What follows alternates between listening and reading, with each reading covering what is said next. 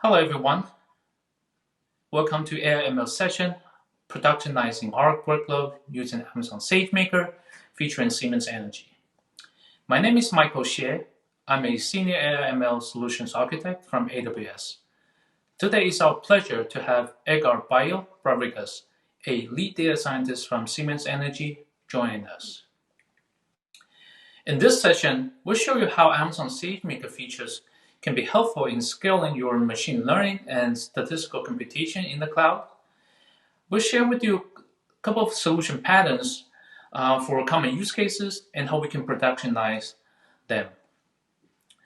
And then we'll follow with a demo to share with you how the entire process can be done using a real-world forecasting dataset and use case.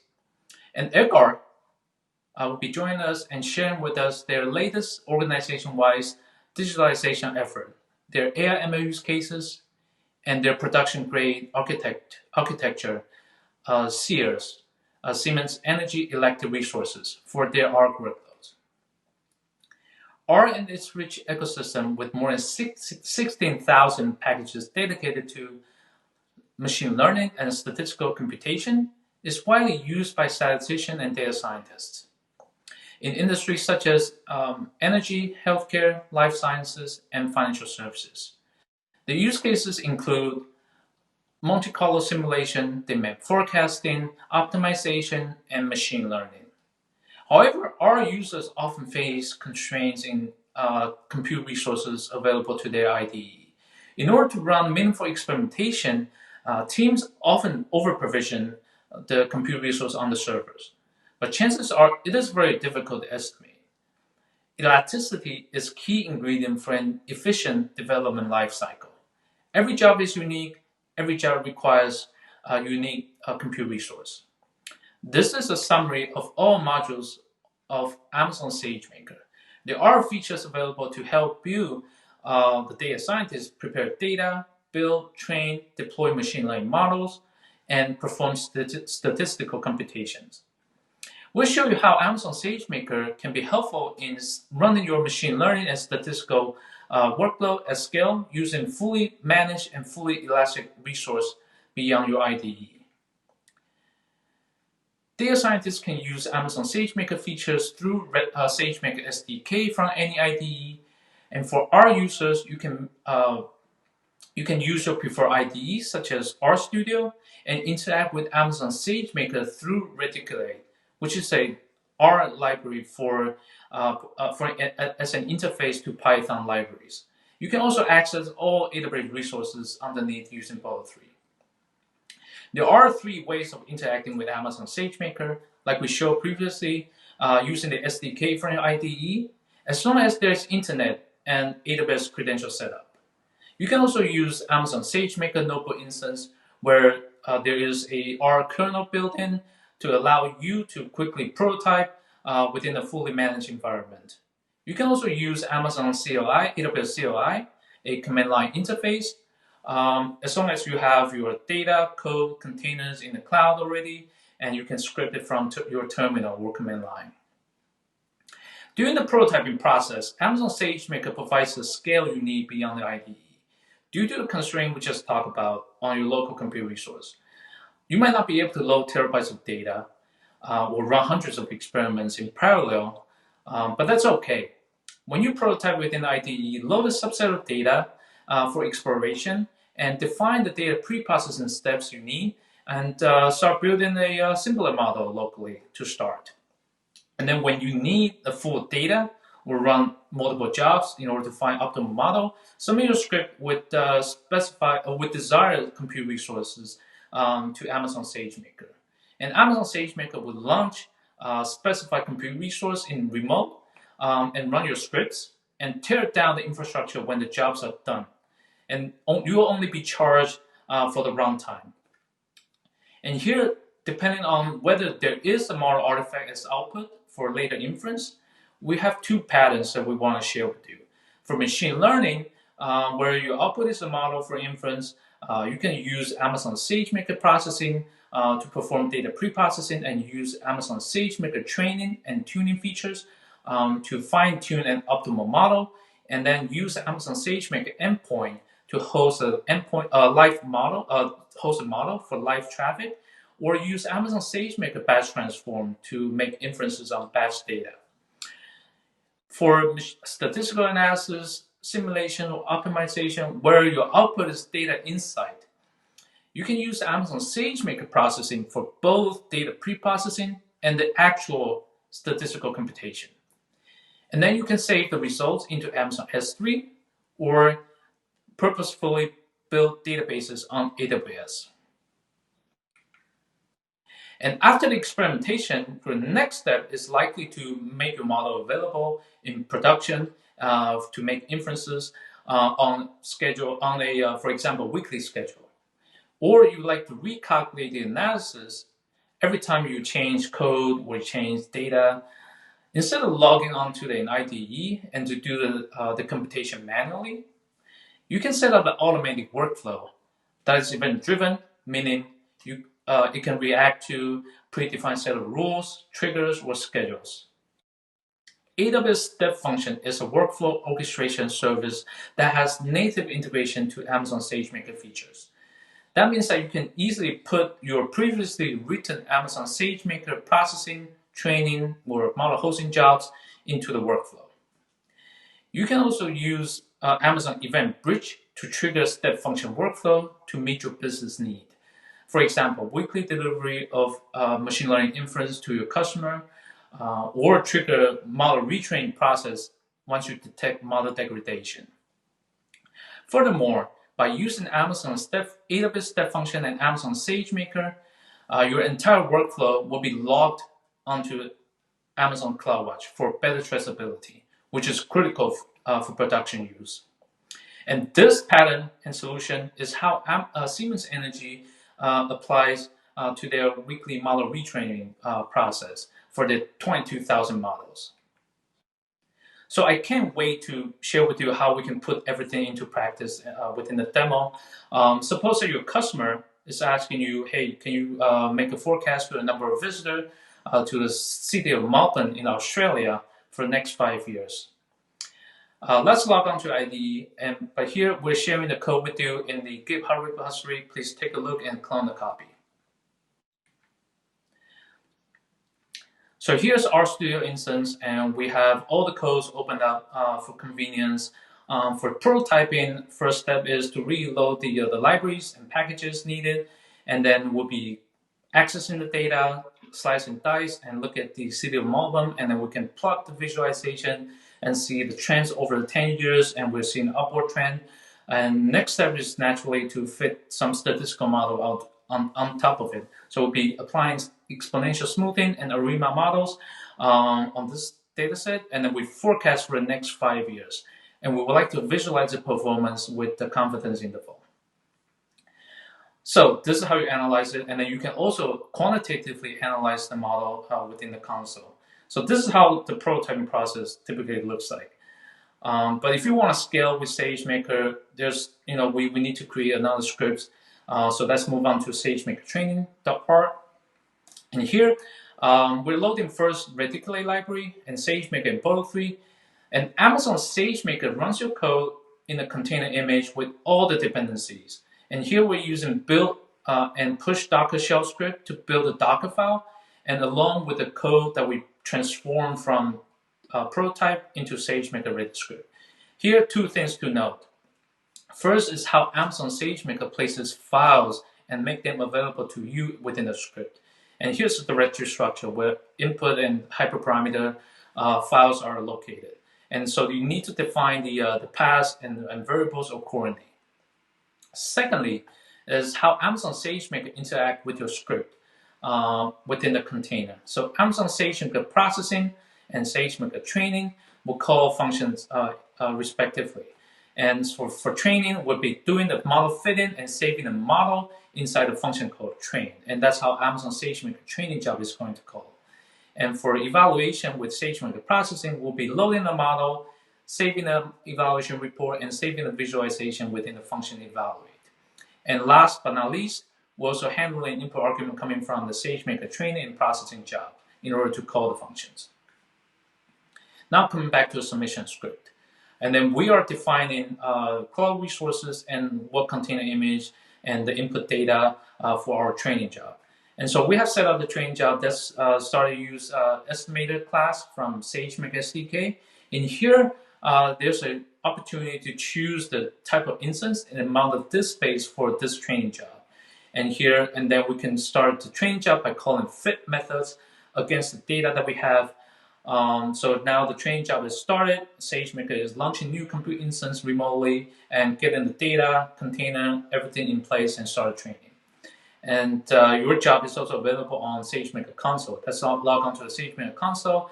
We see in training job, all things related to the training job is being recorded here, and including the creation time, what image is being used, what instance is being used, input data, output, and the hyperparameters. And now the job is finished as expected. So that's the training jobs with SageMaker training. So let's move on to evaluating the model with Amazon SageMaker processing. So for processing, we'll be using a script processor from SageMaker SDK. And here, similarly, we have the opportunity to choose the type of instance we need on the amount of disk space for this job. And then we define the input and output, input being the training model from the training job. And then we'll be reusing the same container image and the same script, and by calling the evaluate function in the arguments here. And then we'll be execute this with run methods. And here, noted that weight equals to false really allows us to get the console back and submit the job and get the console back. And that really allows us to continue the process, prototyping or submit new jobs. And that's how we scale with SageMaker. Now with step function, here in the step function console, we can see how step function workflow is being defined with starting with training, evaluation, and then sending out a report as an email for approval process and save the model once approved. On the left side, you can see how the step function is being defined with Amazon state language. The way that you construct a training job from SageMaker, as you said, is natively integrated. It's very similar to how you construct a training job within using SageMaker SDK. So coming back to IDE, we also set up Amazon Event Bridge so that every time we upload new data to S3 bucket, it will trigger the step function workflow execution. So now we see new execution being launched, and fast forward, the training job and evaluation job has completed, and it sent out the evaluation report for review and waiting for response from the reviewer. And here in the console, you can also see all things related to this workflow, the status, and input and output. Let's go on to the email client, and we see a new email come in, and with all things related to the training job and the visualization, we can approve the model or reject the model. And once approved, the workflow will proceed and to save the model into SageMaker model and for your later inference use. So that's how we go from prototyping within RStudio IDE, scale with Amazon SageMaker, and then orchestrate the entire workflow using AWS step function. Even though in the demo we're using a very simple forecasting use case, this really allows Siemens Energy to scale their machine learning time series forecasting use case to train 22,000 models on 4,000 time series. Let's welcome Edgar from Siemens Energy to join us and share with us how they did it and how they productionized their machine learning workload using Amazon SageMaker on AWS Cloud. Thank you. Thank you, Michael. That was a great demo. But before we continue, I would like that we stop and we make a reflection. What is energy? And more important, what is the impact of energy in our society? Could you imagine that you wake up one day at night and your lights don't work, your phone doesn't have battery, you don't have drinkable water, and your AWS servers are completely down? Today, I will talk about what Siemens Energy is doing in order to provide you with the safest, cleanest, and most reliable energy supply. And also, how digitalization, especially machine learning, is enabling some of our products and services. Let me just introduce you a little bit about what Siemens Energy is about. So in a nutshell, Siemens Energy is formed by roughly 91,000 colleagues. We are organized in 5 main subdivisions. The first one, the Industrial Applications Divisions, where I am working for, is where we are providing to our customers in both the oil and gas sector as well as the distributed power generation sector, industrial equipment coming from reciprocate compressors, industrial steam turbines, industrial gas turbines, and basically any kind of industrial equipment that you can think of. We also have the generation business, where we are taking care of the big power producers, as well as we are trying to support our customers towards a path of decarbonization. Basically, we are offering a broad portfolio of solutions that they can either increase the efficiency of their power plants or decrease the environmental impact of the plants. We have also the new energy business. So in the new energy business is where we have the colleagues that they are working with all of these new technologies like electrolysis or power-to-X to enable in future green economy based on hydrogen fuels. We have the renewables, previously known as Siemens Gamesa, where we are offering both wind offshore and onshore solutions, as well as the service of these wind turbines. And last but not the least, we have the transmission colleagues. So these guys, they are the spider under the web, that they are manufacturing the components, that they are connecting all of this complex energy system together. And of course, as you can imagine, the data produced by all of this industrial equipment is quite huge. So as a company, we are having digitalization projects that they go cross divisions and cross business units. Today, I'm going to talk about what we are doing with data and what we are doing with data science in the industrial application divisions. The main use cases that we are hosting are 4. The sales and operation and planning prognosis engine, which I will talk in detail today, where we are facing a very challenging situation. We need to forecast multiple parameters for different horizons that they come in time series format in high volume, and that basically will help us to understand which components our customers will need in future to service our machines. As I mentioned in the beginning, we really need to ensure the availability and reliability of our components. We also have the dispatch optimizer, where we are trying to enable our customers with a prescriptive analytics tools that is going to schedule the optimum power production for the next week. So we are using machine learning to forecast electricity prices, fuel prices, the demand that the power plant is going to face, as well as the maximum available capacity of each of the units of the machines. Finally, we use all of these forecasts in an optimization algorithm to give a recommendation to our customers. We are supporting our sales organization with the analytics-driven sales project. Michael mentioned that one of the big use cases for us is simulation, and this is precisely what we are doing here. So at the end, we are investigating what is the running profile of an actual unit, and then we are comparing what will this running profile look with a different core engine, basically a better version of the machine that they have, or with different components. So we are trying to, let's say, funnel the customers that they will benefit the most from an upgrade in terms of efficiency and environmental impact. And finally, we are helping our probabilistic design department. So our combustion chambers, they are quite reliable, but we want to enable a little bit more flexibility to our customers. So we want to allow them to choose if they would like to have shorter life service intervals, and therefore better efficiency in their combustion, if they would like to have lower repair cost, or if they would like to extend the maintenance intervals of these combustion chambers to have higher availability. All of these use cases are using high volume time series data. And as Michael mentioned, we have a scale problem here. So AWS, and more concretely SageMaker, help us quite greatly into bringing these use cases to production. And as I mentioned before, the detailed use case that we will talk about today is the sales and operation prognosis engine. So as an equipment manufacturing company, we are servicing our machines.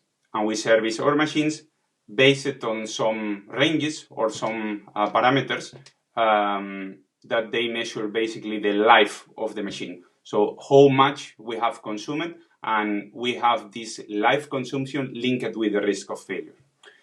So we are gathering this information from 3 different data sources. Sometimes it's for the remote monitoring system, the sensor data, and sometimes it's for regular customer reports. We have these live counters, as we usually call it, in 4 versions. And we also have a hierarchy in these live counters. So we can forecast or calculate or predict these live counters at package level, the whole gas turbine. We can do it at assembly group, so for instance, a combustion chamber or a power turbine, or we can do it also at component level, like a blade or, for instance, a valve in one part of the installation. So at the end, in the best case scenario, if you can call it best case, we end up with more than 4,000 time series models.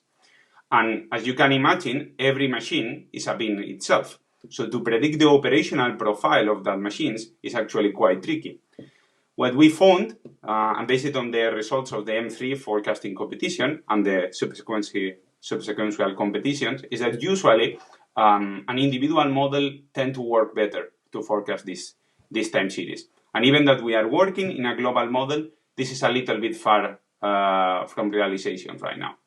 So we are training different kind of models, ARIMA, exponential smoothing, Prophet, and so on. And we are training up to 22,000 models, even more. And what we are doing with this forecast is to give them to our sales and operation and planning department to compare the data-driven prediction with what the sales managers, they are telling to them. So basically, we are enabling them with a tool in order to start the discussions with our customers for scheduling the next maintenance. Let's talk about the architecture. The architecture that we have for this workflow is actually using all of the components that Michael mentioned before. So we have an event bridge event where we are basically receiving every week an event that will trigger our whole workflow. This workflow starts with a pre-processing step function that is running a Lambda and a pre-processing container. In the Lambda, we are fetching the units and data sources and counters that they have received new data. In the container, we pre-process this data by groups, and then we put it into a feature store. And now is when the interesting thing happens. So when we have received the new data in our feature store, we are comparing this new data to what we predicted in the previous months or the previous years, depending on which horizon we are calculating.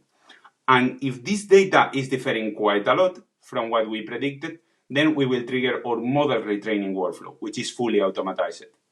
So we have this retraining workflow that in the worst case scenario can launch up to 100K training jobs. We have the Lambda that is configuring this training step function, and then we are running all of these containers with all of the respective hyperparameter tuning in parallel. After this is finished, we pick the best model and we log it into a model registry. And finally, in the same flavor that Michael presented in his demo, we are loading this best model or final best model into a pre-processing container to generate the results and write them back into our feature or into our prediction store. But let's take a look into the more interesting part of this workflow. So this is the training workflow. And this is actually a very common pattern when you are training machine learning models. Sometimes you need to train many models, and sometimes you need to understand which model will work best in each of the scenarios. As you can imagine, with 4,000 time series, this is something that we cannot do manually. So we cannot be approving manually all of these models. So we needed some sort of way of automatizing this process. And we did this with a combination of step functions, SageMaker training jobs, and Lambdas. So at the end, we have a Lambda that what it is doing is configuring this training job. This training job or training step function is also fetching the results from the feature store with the inference data, as we call it. So basically, data that contains additional features that are relevant for our algorithm. Finally, we have a model training selector, which is another Lambda, that depending on which model we have selected, if it's ARIMA, exponential smoothing, and so on, is fetching the right hyperparameters to the training container. So if it's ARIMA, we will inject PDQ. If it's Prophet, maybe we will inject the number of change points. And as I mentioned, after that, we have the lambda that is comparing the models in terms of MAP or symmetric MAP, depending on the argument, and creating the best model for each specific combination of counter, machines, and database source. At the end, we lock everything in the model registry. But it's important to understand that this box in hyperparameter tuning needs actually some work on your own. So the first thing that you need to do is actually to integrate SageMaker in your training script. It's important to understand that we are using R, so therefore we are bringing our own container to SageMaker. What does it mean? It means that what we are going to do is every time that we run an estimator or the estimator API, we will pull a container that we have previously built from ECR and we will launch a training job.